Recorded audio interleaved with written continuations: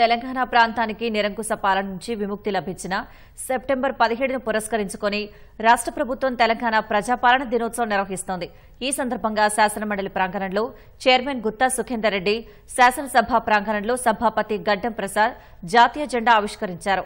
అంతకుముందు అంబేద్కర్, గాంధీ విగ్రహాలకు నివాళులర్పించారు.